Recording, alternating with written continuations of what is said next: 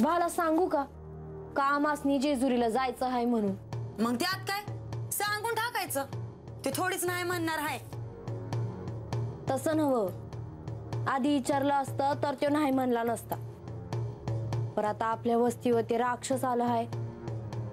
त्यांनी आपल्या वस्तीवरच नाही तर समधीकडं देवाची पूजा होम हवन करायला मनाई केली असेल. मग आजाला भेव वाटणारच. पर त्याला सांगू का म्हातार बाबाला जेजुरीला घेऊन जाणार आहोत म्हणून? ए बानू, थांब बघ.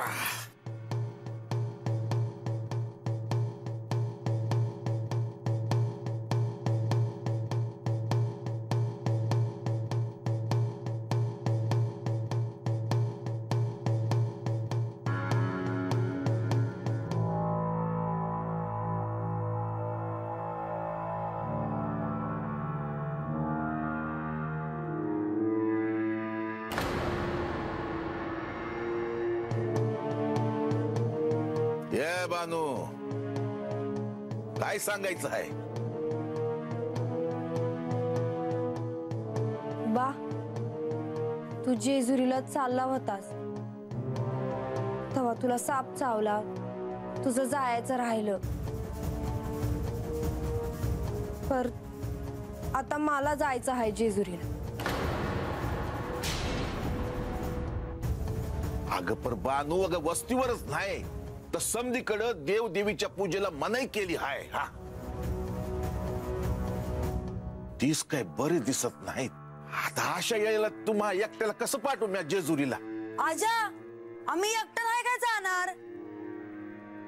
अरे म्हातार बाबाला संग घेऊन जाणार आहे. म्हातार बाबा? अगं पर त्योच म्हणत होता ना, इप्रीत घडणार, इप्रीत घडणार. आणि तसंच घडलं बघ. यो खंडू काय साधा माणूस नाही बघ. आता त्यो संघ येणार असेल ना, हा, तर तुम्ही जा जेजुरीला. हा,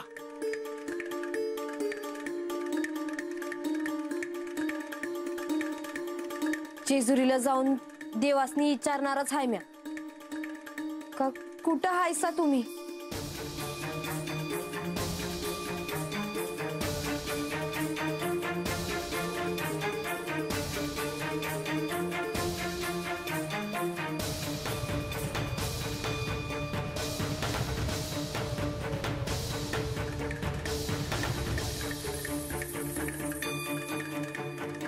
खंडू,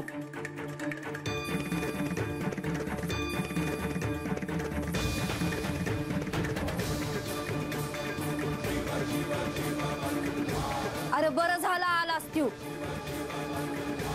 काय काम आहे? म्या अन म्हणजे जेजुरीला जाणार आहोत आणि तुला बी आमच्या संग जेजुरीला यायचं आहे. जेजुरीला? नाही नाही, म्या नाही यायचो जेजुरीला. का नाही येणार? अहो आता दिस काही प्रीत बघताय ना. म्या काय म्हातारा माणूस, वाटेत कुणी काय आडवं आलं तर म्या काय करणार? अरे हातात कोयता असल्यावर भ्याचं कशाला?